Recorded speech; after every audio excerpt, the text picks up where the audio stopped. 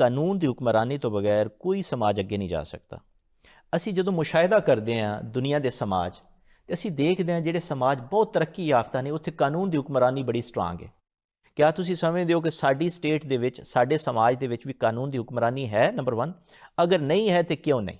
ਜਿਹੜੀਆਂ ਆਰਗੇਨਾਈਜੇਸ਼ਨਸ ਹੁੰਦੀਆਂ ਨੇ ਉਹਦੇ ਵਿੱਚ ਜਿਹੜੇ ਇੰਡੀਵਿਜੂਅਲਸ ਹੁੰਦੇ ਨੇ ਉਹ ਸੁਸਾਇਟੀ ਤੋਂ ਆਉਂਦੇ ਨੇ, ਔਰ ਉਹਨਾਂ 'ਚ ਵੀ ਉਹੀ ਟ੍ਰੇਟਸ ਹੁੰਦੇ ਨੇ ਜਿਹੜੇ ਸੁਸਾਇਟੀ 'ਚ ਹੁੰਦੇ ਨੇ।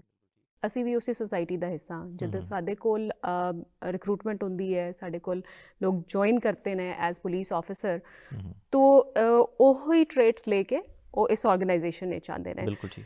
ਆਰਗੇਨਾਈਜੇਸ਼ਨਲ ਕਲਚਰ ਉਹਨਾਂ ਨੂੰ ਸਿਖਾਇਆ ਜਾਂਦਾ ਹੈ, ਥਰੂ ਟ੍ਰੇਨਿੰਗ ਉਹਨਾਂ ਨੂੰ ਦੱਸਿਆ ਜਾਂਦਾ ਹੈ, ਲੇਕਿਨ ਕहीं ਨਾ ਕहीं ਉਹੀ ਟ੍ਰੇਟਸ ਜਿਹੜੇ ਸੁਸਾਇਟੀ ਦੇ ਨੇ ਉਹ ਨਜ਼ਰ ਆਉਂਦੇ ਨੇ। ਹੁਣ ਕਾਨੂੰਨ ਦੀ ਹੁਕਮਰਾਨੀ ਅਗਰ ਤੁਸੀਂ ਮੈਨੂੰ ਪੁੱਛੋ ਤਾਂ ਬਿਲਕੁਲ ਹੈ ਜੀ।